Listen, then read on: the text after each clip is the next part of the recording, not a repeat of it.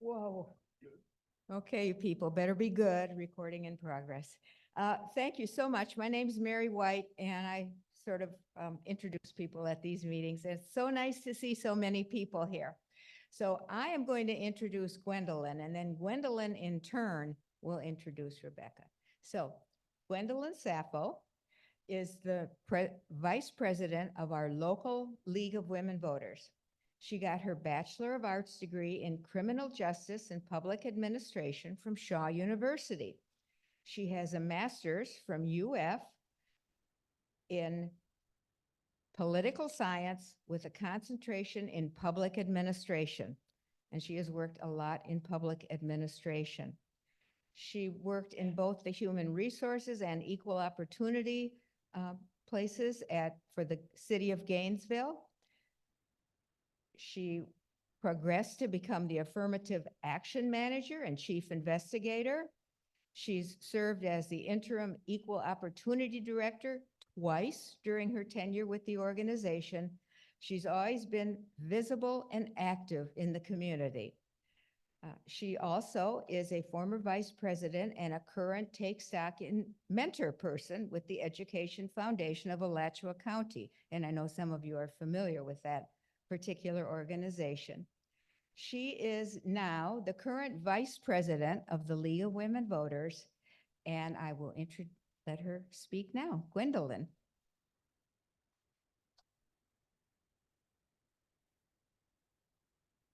Thank you, Mary. Good evening, everyone. We're so glad to be here this evening to just talk to you a little bit about gun violence prevention and safety. I am the vice president of the league, and I am currently the chairperson of the Gun Violence Prevention and Safety Committee. In 2023, the city of Gainesville, so what I'm going to do is tell you a little bit about what the league is doing before I introduce Rebecca. So in 2023, the city of Gainesville declared gun violence as a public health crisis and decided to possibly create a task force pending discussion with the Alachua County Board of County Commissioners. The statistics show that gun violence is consistent problem for our community. So from 2018 to 2022, there were 544 reported shootings in Gainesville.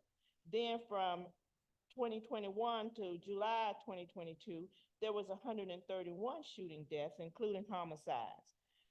Then from there, in 2022 to 2023, there were 154. So we as individuals have a role to play as organizations and as policymakers. So it's been time for boots on the ground activism to look at what's causing this gun violence and how to prevent it and how to safely keep your guns. So we are researching and providing resources and support will have a significant impact to tackle that issue. Now, recently in December of 2023, the League of Women Voters of Alachua County formed this committee. And its mission is to be effective in the community. We are advocates for gun violence prevention and safety at both the state and the national level. We don't want to reinvent the wheel, but we want to be active in our community. So all stakeholders should be a part of the solution. So we have been meeting since December of 2023, and we started what we called a Listen and Learn series. And that Listen and Learn series, we invited individuals and organizations to come out to talk or meet us on Zoom to talk to us about what they're doing in the community and where we could fit in. I believe in collaboration. I believe that the more we work together, we can get more things accomplished. So instead of everybody trying to do a little bit in a silo, if we work together, then maybe we can make a difference in our community. So that's what we've been doing.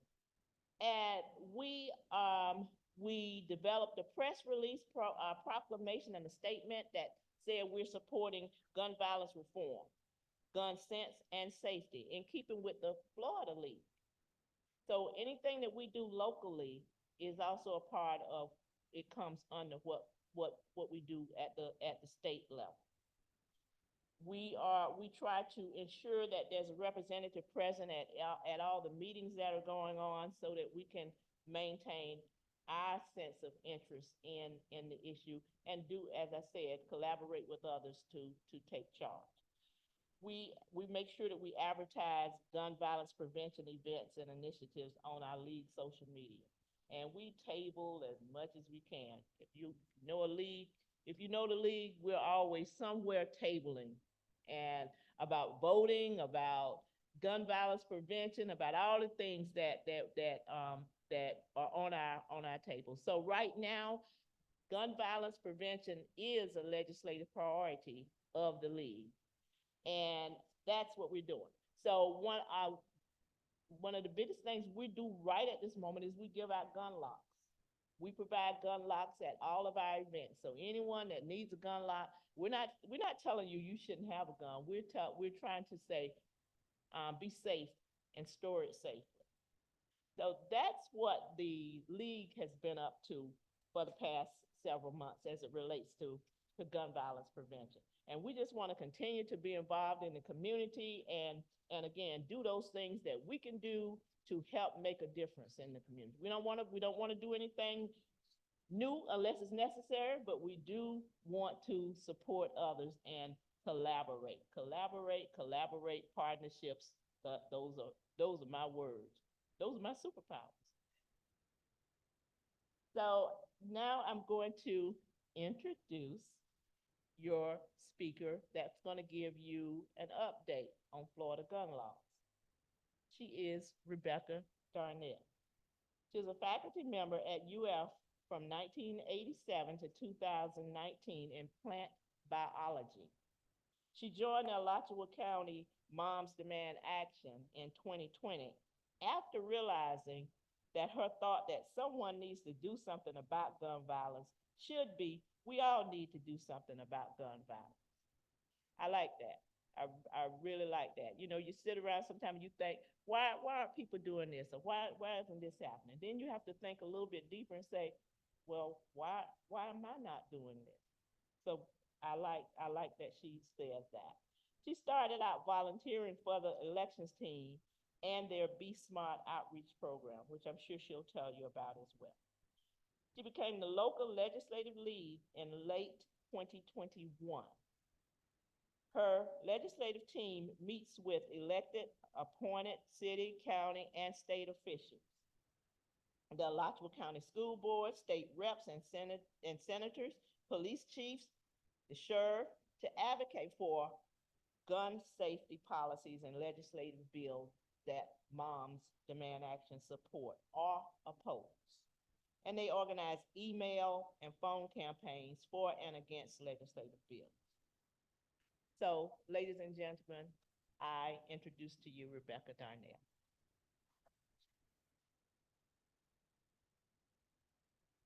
Thanks, Gwen. Oh, thanks, Gwendolyn. Oh, okay. Is that okay? Okay. So as Gwendolyn said, I was at UF for a number of years, and what I've realized now is that when you're teaching a class, doesn't matter. It's not just for university students. Nobody sits in the front row. I used to try to force my students up, but I won't do that. So I'm gonna talk today about Florida gun laws. I'm going to give you just sort of some statistics on gun violence. I'm going to tell you a little bit about what Moms Demand Action does, and then go into, I just picked a few of the sort of basic gun laws and the gun laws that we feel are the most egregious and add to the most gun violence, and then what the past legislative session did or didn't do, and then what we anticipate will happen next session. So I think you probably all have already heard the phrase that gun violence is a public health crisis, and that's exactly what it is. In 2023, almost 43,000 people in the US died from gun violence. 43,000, that's a lot of people. Most of those are suicides. About 55% are suicides. About 40% are homicides. Couple of percent are what we term unintentional shootings. These are shootings that occur when children get hold of unsecured loaded guns and end up killing or injuring family, friends, or somebody else. These are not accidents, these are unintentional. And then law enforcement and mass shootings. Mass shootings is what we really all hear about, right? That's what really gets our emotions high. They actually only comprise a small percent of the total number of people that die each year in guns, but nonetheless, they are horrific. But there are other horrific gun violence events that occur as well. Each year, there's almost 116,000 adults that are shot and 8,000 children are shot every year in the US. 38, that's not my cursor. Okay, here's my cursor. Okay, I see, okay. So of the adults, 39,000 will die. 1,600 of the children will die. But note that for every individual who dies by firearms, more than 2 survive being shot. And once you're shot, it's not just the physical injury, it's not just the cost, it's the psychological trauma that's associated with that. That's really hard to get over. Those were US statistics. If we look at Florida statistics, each year more than 8,000 Floridians are killed or wounded by guns. About 3,000 are killed and 5,000 are wounded. Again, the breakdown matches what we see in the US as a whole. There's about 60% suicide by gun, about 37% homicide, 1% unintentional. Buried in that statistics of 3,000 killed is the fact that there's over 200 children in Florida killed by guns every year. Also buried in that statistic is that Black people in Florida are 7 times more likely than white people to be killed by guns. And finally, if that's not enough, particularly when we're talking to legislatures, there's an economic cost to this. So it costs Floridians $40 billion a year in gun deaths and injuries. So I'm a member, as Gwendolyn said, I'm a member of Moms Demand Action. Alachua County is a local group. Moms Demand Action is the largest grassroots movement. And what we do is fight for public safety measures to protect people from gun violence. Every state has a chapter, and within the state, there are multiple local groups, and we are one of those. This is what I hear a lot from people, is that Moms Demand Action is anti-gun. We are not anti-gun, we are anti-gun violence. There's a big difference there. We have in our local membership, we have gun owners, we have concealed carry permit owners, we have Democrats, we have Republicans. These are people that are concerned about gun violence. We promote legislation for gun safety. Gwendolyn talked about some of the work that my legislative team does every year. We also promote candidates. We call them our gun sense candidates, who govern with gun safety in mind. And so for elections, all the way from local Gainesville elections, all the way up to national elections, we solicit from the candidates, we solicit what their stance is on gun safety. They're sent out a questionnaire by our national organization, and depending upon their responses, we term them our gun sense candidates, and then we can campaign for them. If they're not, because we are nonpartisan, if they're not gun sense candidates, we cannot campaign. We also have an outreach educational campaign called Be Smart. And what that tries to do is educate families and communities on secure gun storage. And I'm going to talk briefly about that just in a little bit. And finally, behind the whatever that thing's called, The other thing we do is that we support our community partners. So we are really an advocacy group. We don't do the on-the-ground work that Peaceful Paths does and that NAMI does and that all these, these youth mentoring programs. That's the hard work. Those are the people that are addressing the root causes of gun violence. And what we try to do is support them in their mission. So Be Smart for Kids, I've already mentioned, that's our outreach campaign. Be Smart stands for Secure All Firearms, Model Responsible Behavior. I didn't mean to do that.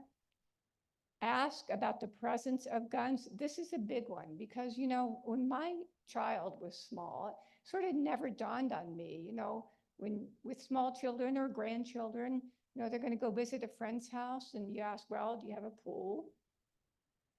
My child doesn't know how to swim, maybe, my child's allergic to peanuts, I don't know.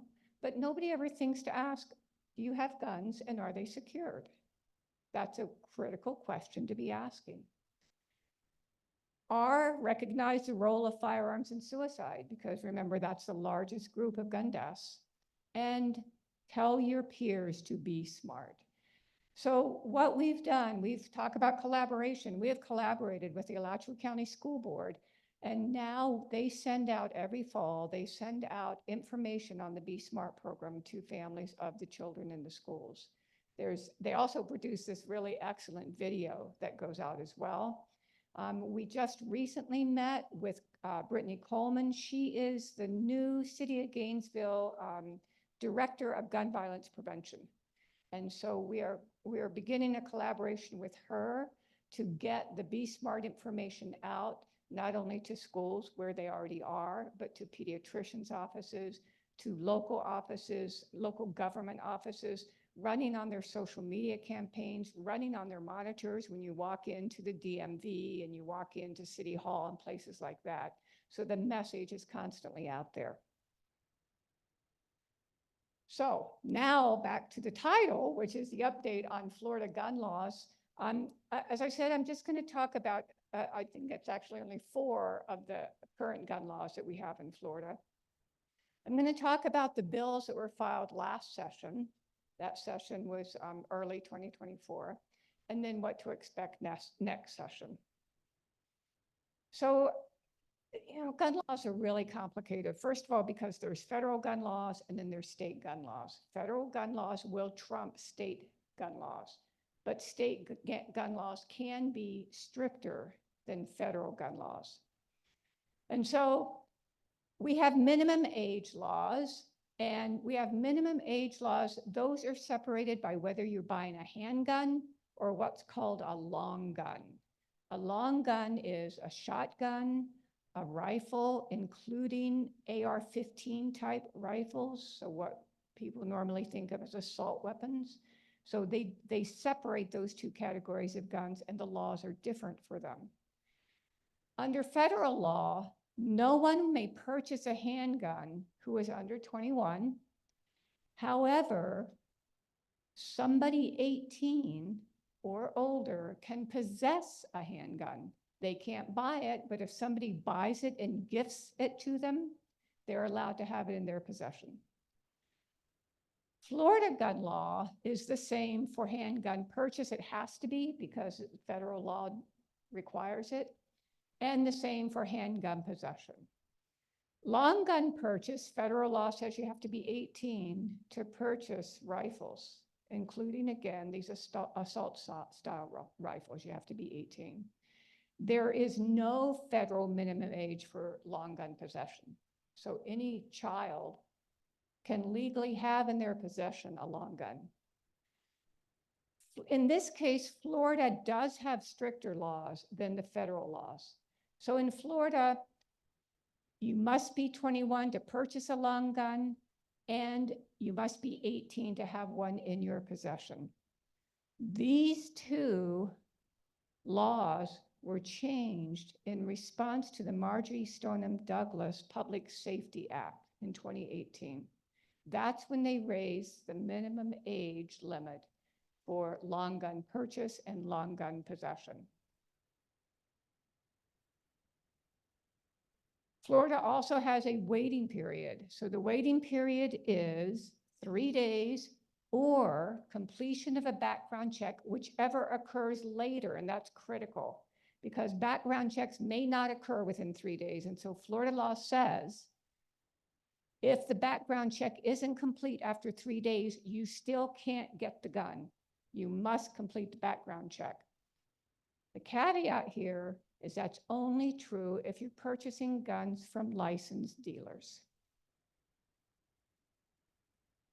Again, this law was passed in a bipartisan manner after passage of as part of the Marjorie Stoneman Douglas public safety bill.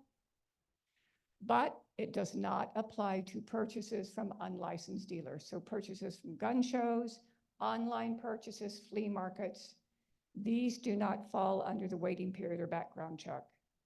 And so anybody who purchases a gun from these unlicensed dealers, there's no waiting period, and the unlicensed dealer doesn't necessarily nor typically check the age. 25% of the guns in Florida, 25% of the guns in Florida are purchased from unlicensed dealers. That means 25% of the guns in Florida potentially have been purchased by somebody with no background check. In April of 2024, you may have heard about this, the Biden administration finalized a rule requiring that anyone selling a gun, regardless of whether it's licensed or unlicensed, had to conduct background checks. And so this is called closing the gun show loophole. And it's an ATF edict. And at this point, it still hasn't been implemented. There are 26 attorneys general who have filed suit against it. And right now it's in limbo as to whether this will whether these gun show loopholes will be closed by this particular rule. The third law I want to talk about, which in my opinion is one of the most egregious, is stand your ground.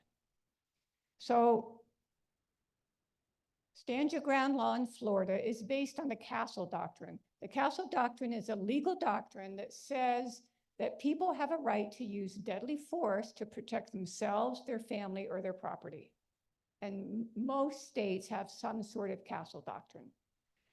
It's been expanded in some states to permit the use of deadly force on premises outside of your personal property. With the caveat, again, that you can only do that if there is no safe way to retreat. If there's a safe way to retreat, you're not allowed to do that. You're not allowed to shoot someone off your property if you have a safe way of leaving. In 2005, Florida revised that law and removed the obligation to retreat. And that is stand your ground. And I'm sure all of you have heard the story of Trayvon Martin. So Trayvon Martin was a 17-year-old young African-American gentleman walking down the street of a residential area where his father's fiance lived, coming from a convenience store. And somebody on a neighborhood watch stopped him, reported him to police for looking suspicious. There was some sort of altercation, and the neighborhood watchman shot and killed Trayvon.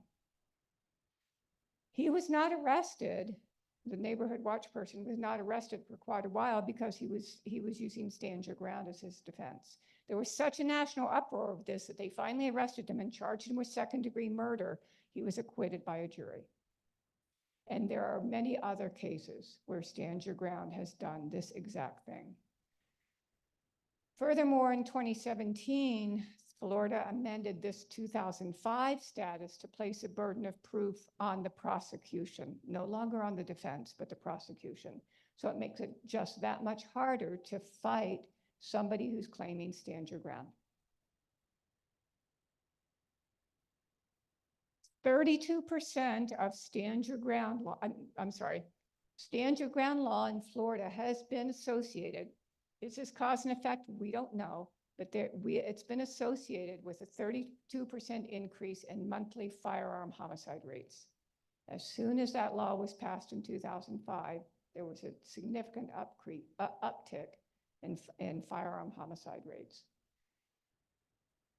3 of 5 of the people that claim stand your ground as a defense have had prior criminal histories. And many of them have had violent criminal histories. And as we saw with children, Black victims are 5 times more likely, if they're shot by a white person, that is deemed justifiable 5 times more than if the reverse occurred, if a Black person shot a white person. The final current gun law I want to talk about is permitless carry. This was passed in 2023. And what it says is that a permit is no longer required to carry a concealed handgun, a concealed loaded handgun in public spaces.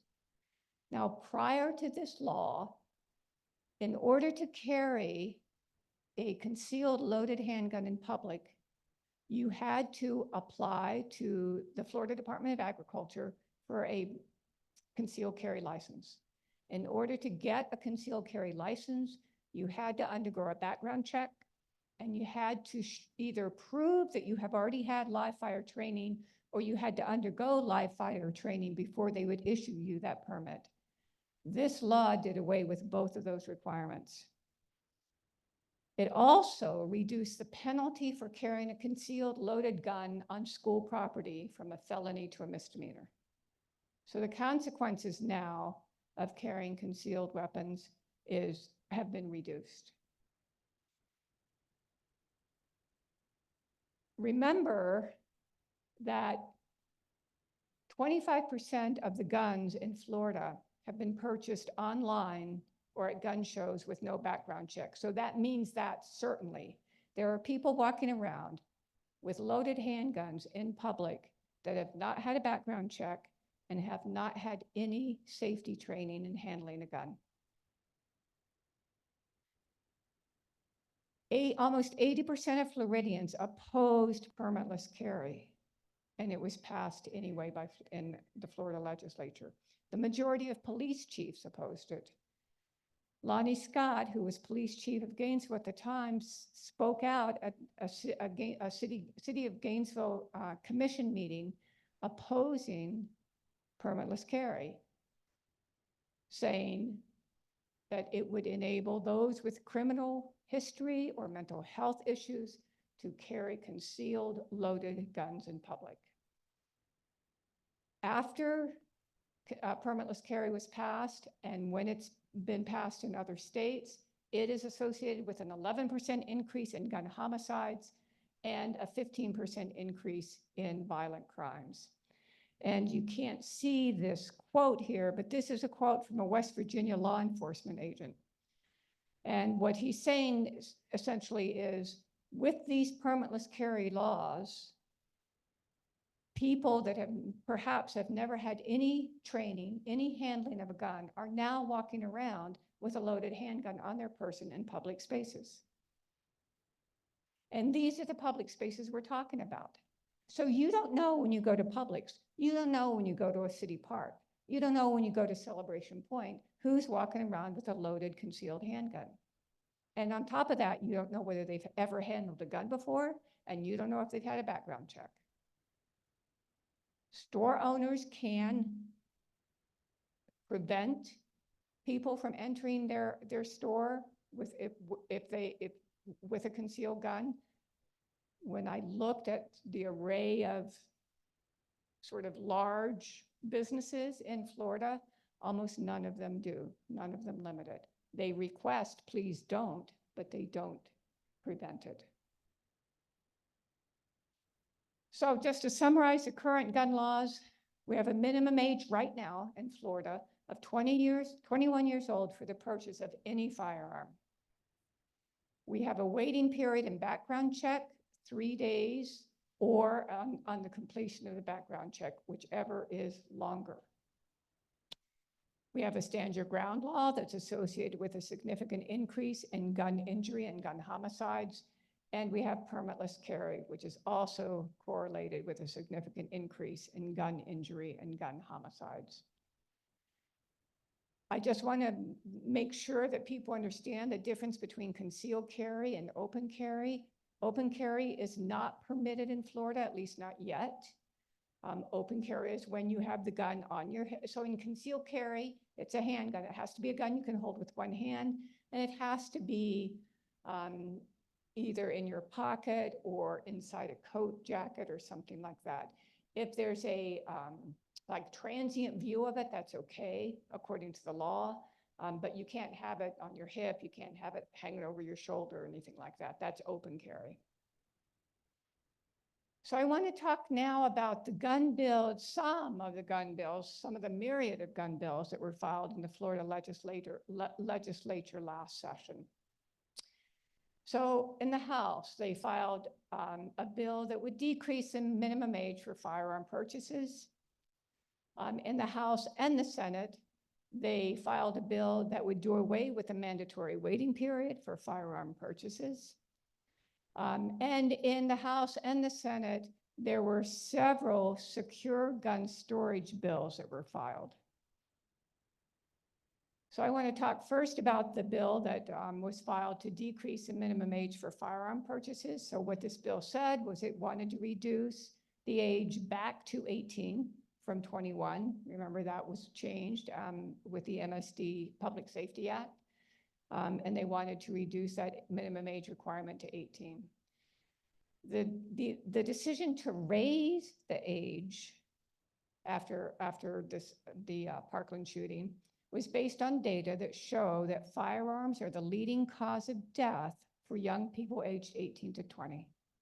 And furthermore, 18 to 20-year-olds commit gun homicides at 3 times the rate of people over 21.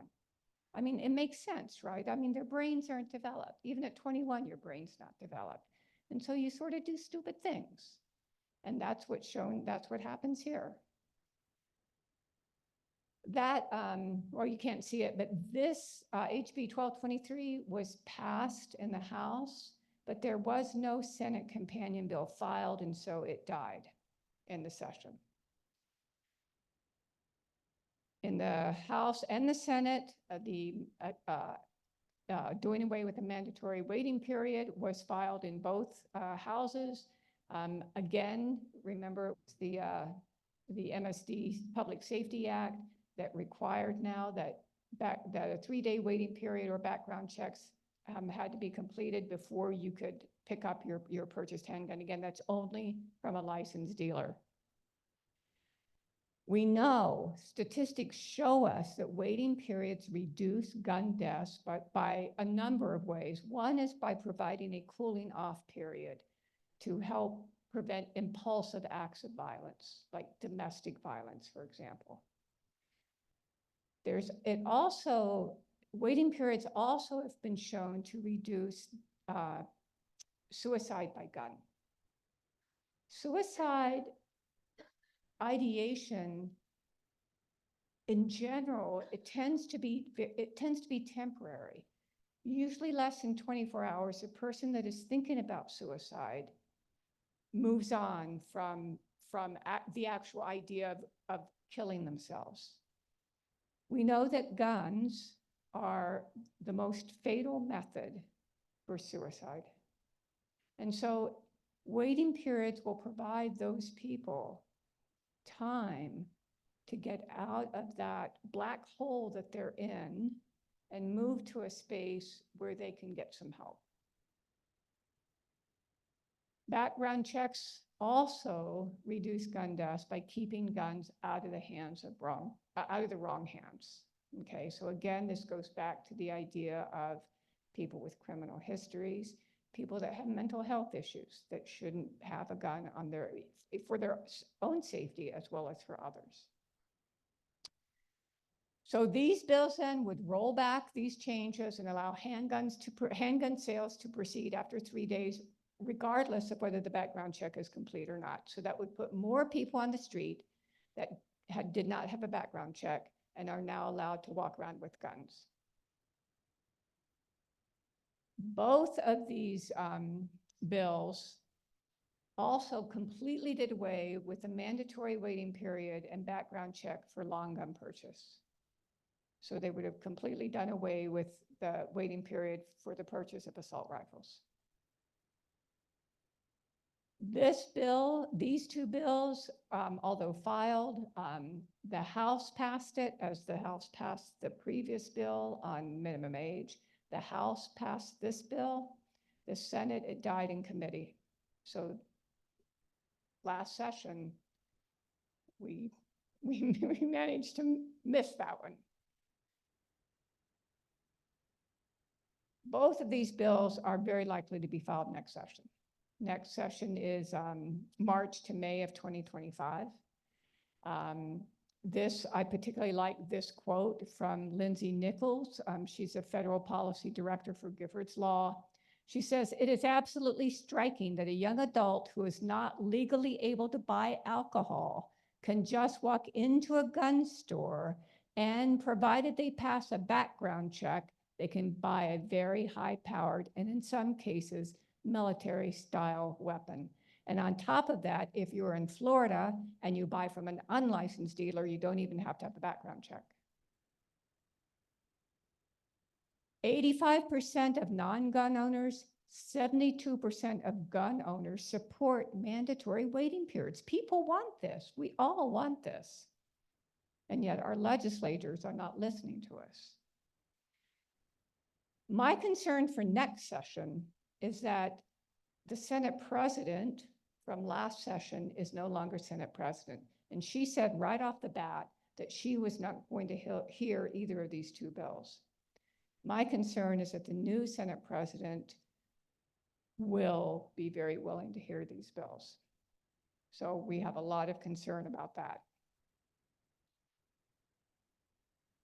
The secure storage bills that I mentioned before, there were a lot of them, so I'm not talking about them by name, but there is broad bipartisan agreement that secure firearm storage laws save lives. We know that. We know if you lock up your gun, lives will be saved.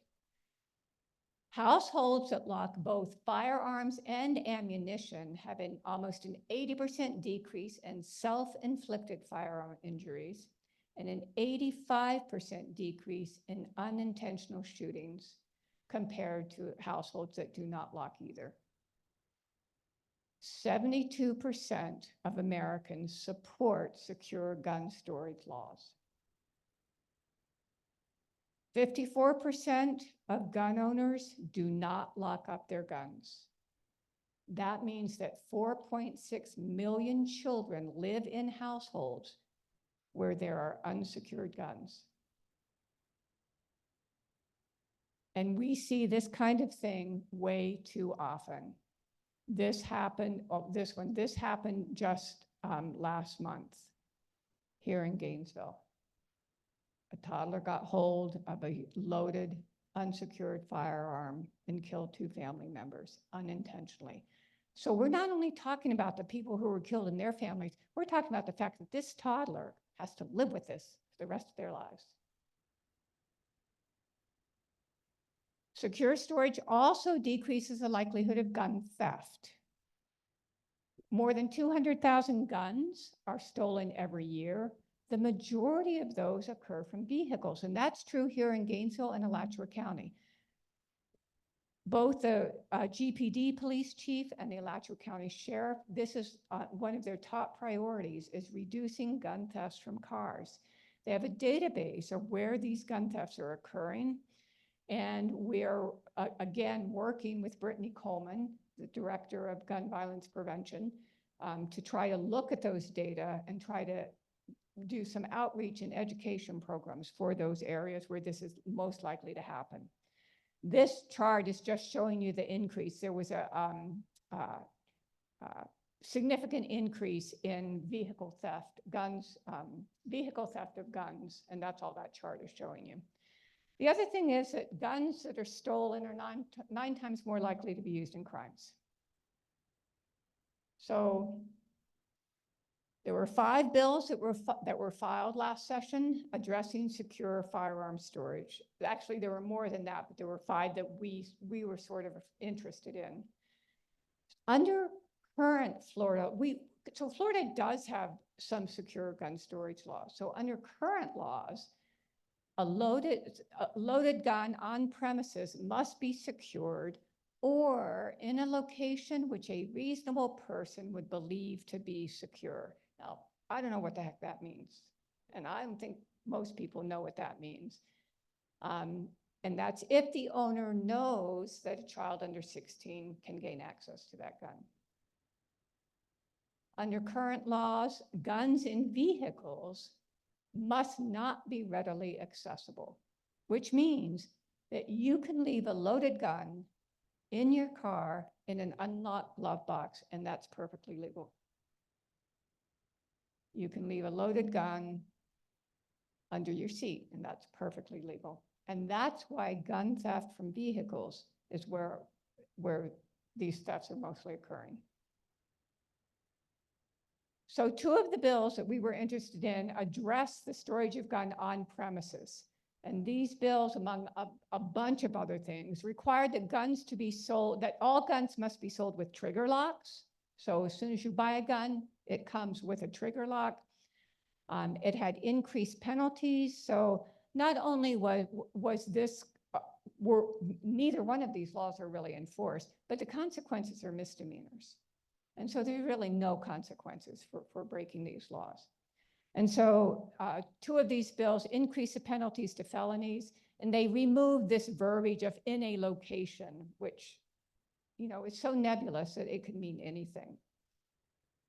3 of the bills were specific for vehicle storage, stating that firearms and ammunition in unoccupied cars must be locked and out of sight. So they must be locked either in, they must be locked in a lockbox and stored out of sight in your trunk or under the seat or somewhere where somebody walking by can't see it, or the ammunition in the gun has to be locked separately and stored. None of these 5 bills got out of any committee last session. They didn't move anywhere. So what bill should we expect for next session? I've already told you, I'm certain that bills will be filed to lower the minimum purchase age for long guns. Now, sort of the interesting thing to me that the bill that was filed this session in the last session in the House also applied to handguns, which they can't do legally because federal law prohibits it. So, you know, sort of this, now what are you guys going to do? But almost certainly the lowering the age is going to be will be filed. Eliminating the waiting period and background checks almost certainly will be filed again. Open carry is filed every single year. It's never gotten to either floor for a vote. It's never gotten out of committee, but it's filed every year. And secure gun storage laws, those will continue to be filed. We will continue to lobby for those and hopefully in collaboration with other organizations. If you want to make your voices heard regarding any legislative bills, but particularly gun safety bills, which is what we advocate for, here's some information that might be helpful. I didn't realize any of this until I became legislative lead. But the Florida legislative calendar begins long before the session actually starts. And so bill filing typically begins 5 months before the session begins. And so if the session begins in March, bills are filed in preceding August. Committees, as soon as the bill is filed, committees are assigned. There's typically 2 to 3 committees assigned to each bill, unless they are fast tracking it, which is exactly what they did with the permitless carry bill. They assigned it to 1 committee. All the committees begin meeting prior to the start of the session. That means that by the start of the session, some of the bills may have already been passed through the committee votes and are ready for a floor vote.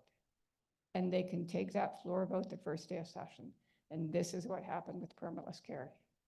It didn't happen the first day, but it happened within 3 weeks of the session opening. Because of this, we begin our advocacy long before the session starts. I keep track, and I think I have a slide up. Yeah, so I guess that's not going to show up. So I'll just tell you then, you can track bills in the House and the Senate. And so all you have to do is Google Florida House bill tracking, Florida Senate bill tracking. It'll run the whole list of bills that have been filed. And when you find a bill that you want to follow, so the first thing it says is bill filed. So if you find a bill you want to follow, you can just click that and it'll track it for you. And they'll send you email notices as that bill begins to move through committee. And so that's a really nice way to you don't have to keep looking at the website. You'll get emails informing you of whether that bill is moving or not. And so that's what we use to sort of time our advocacy as we meet with elected officials and we meet with other people, other partners trying to either support or oppose some of these bills. And that's all I have for you. I do want to I just do want to say that in the so every year we have Advocacy Day, as the League of Women Voters does. And in 2023, we went up to Tallahassee, where we always go. And this is Shannon Watts. Shannon Watts started Moms Demand Action 10 years ago, 11 years ago, I guess now. And she was there. It was her last year. She retired. She was there. And these are a few of our Alachua County moms right here. So it's very exciting that they got their picture in. So I just wanted to throw that up there for a plug. So that's what I have. I don't know if there's any questions. There's I'll come with the microphone.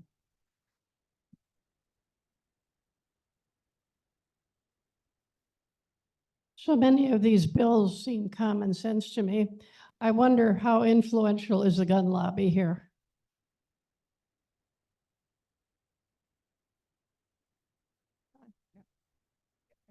Can you hear me? Yes. Yeah.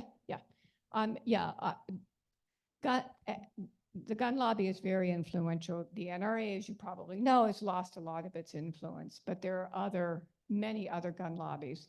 And so it's extraordinarily influential here in Florida, which is why we see what we see in bills that are passed and the gun bills that don't even get heard in committee, like secure gun storage. But, I mean, we have two choices, right? We can do nothing, or we can continue to fight for the safety of everyone.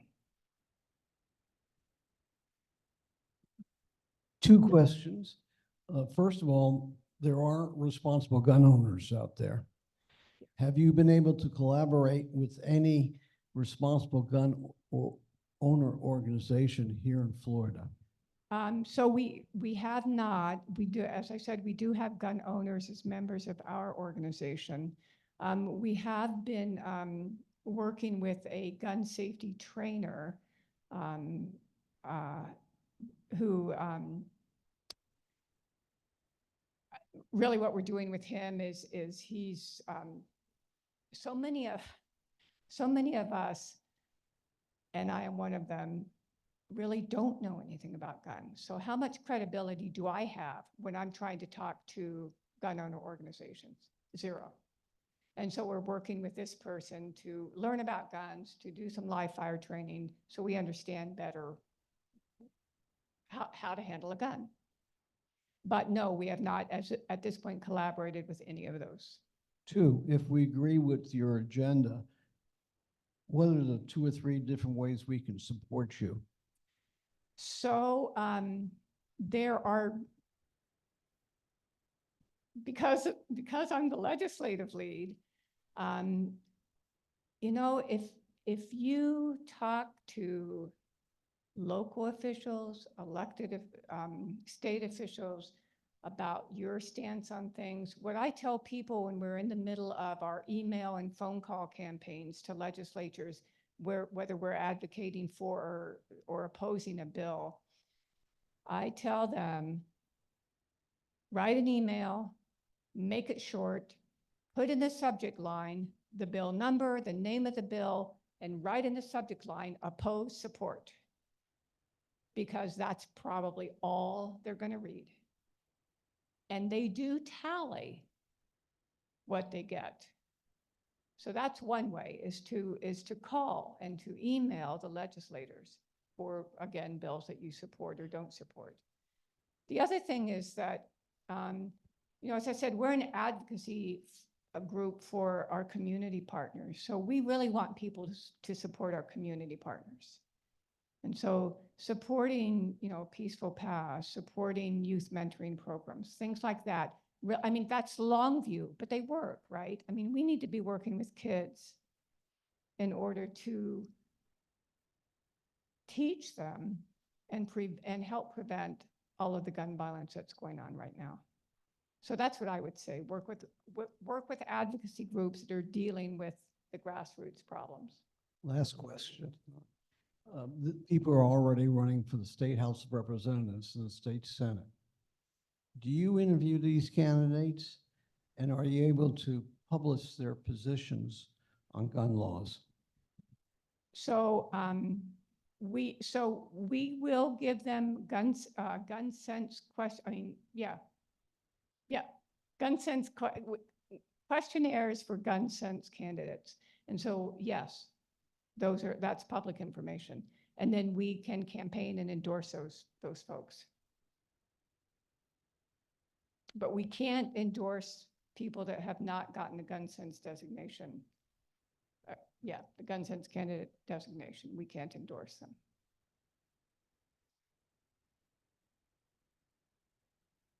Hi, Mary. Hi, Rebecca. I was struck with the number of people who commit suicide by guns. That surprised me. And you mentioned NAMI, but I don't know if you've mentioned otherwise how you could try to influence that group.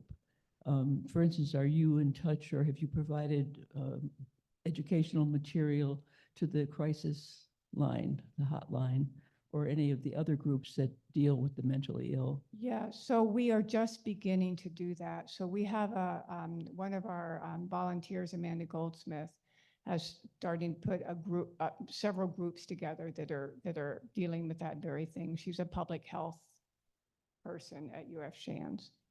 What about, for instance, I'm familiar with Helping Hands Clinic. Oh, right. Now, that's homeless or very poor people, Yeah. but I don't know if they have guns there. I've never seen any, but that would be a place that might be open to some kind of educational effort. Yeah. And there are other clinics like that in town. Yeah. So. Yeah. And that would be part of our advocacy work. But yeah, we're working on it. Any other questions?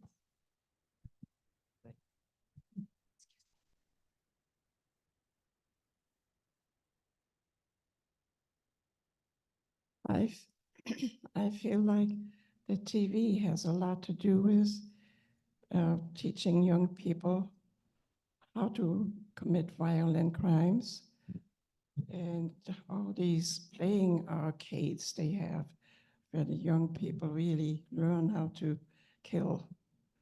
And I'm wondering if isn't that under control yet? No, it's not under control. I mean, I think social media in particular benefits, but it has real disadvantages and real drawbacks, and I think that's part of it. I don't have a TV, so I don't know what goes on at TVs, but huh? Oh yeah.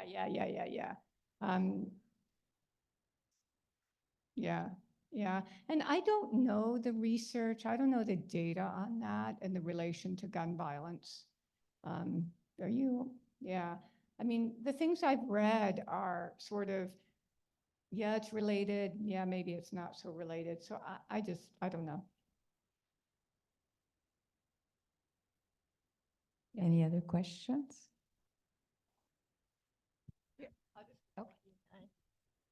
Yeah, I'm a pediatrician, and I feel that it would be very helpful for you to come to the medical schools and speak to the medical students as well as to the people who are in residencies so that they are more aware of this issue. Oh, good. Good.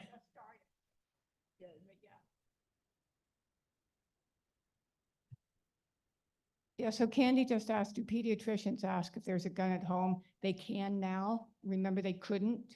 There was a gag order, but they can now. The question is, do they? And we had in our secure storage, were you there last month? Yeah. So the pediatrician that we had presenting there indicated, and I get this, that it's sort of an awkward conversation. And so she sort of doesn't do it. And that's where I think in pediatrician's office, we need to get on their monitors because most of these places have these monitors where they're running cartoons. Let's put Be Smart messages up there. Let's tell the parents about secure gun storage and how important it is. This issue is often cast as a rural versus an urban issue. Do you find that true in Florida, or is that less the case?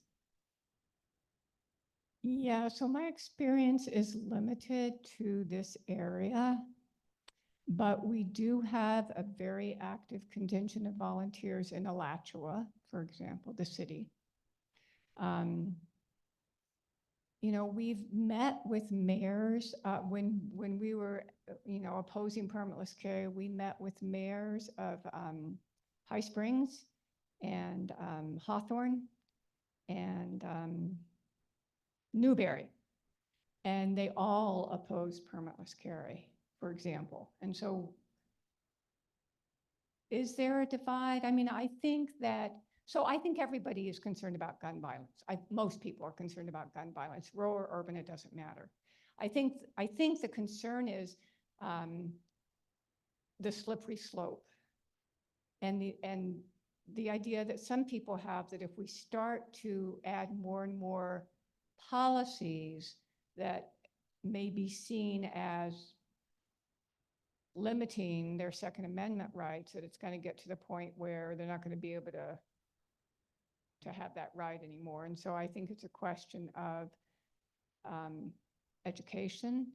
And I'm not talking about educating rural, I'm talking about educating all of us on, what the issue, is secure gun storage. The issue is keeping the guns out of people that are having suicide ideation. The issue is not allowing people that have no background check and no safety training to be walking around with loaded handguns in public. The issue isn't the responsible gun owner. That's not the issue. I'm going to play Dr. Phil for a minute. Just what were they thinking? What is their rationale for the loosening or doing away with all the gun laws? Money. Oh, is this something we can look into? People have, but it's a big lobby organization, right? Gun rights is big money. Well, I was so appalled a few years ago when my niece, she's now senior in high school, but for her birthday, she received a pink BB gun. And I lived in Gilchrist County at the time, and I just was astonished. Yeah. Yeah, Okay, that's all. I agree with you. Any other questions? I'll make one quick comment. I think as many of you know, I taught at Idlewild School. I started in the early 80s, and I can still remember the day I was having lunch with a group of third graders, and these were the good kids. They had been good all week, so we're eating lunch and we're having a great time.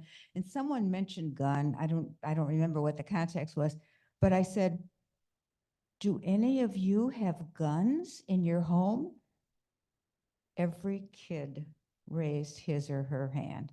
I couldn't believe it. And these were the good kids. I mean, really good kids. They all had guns. There were guns in every home.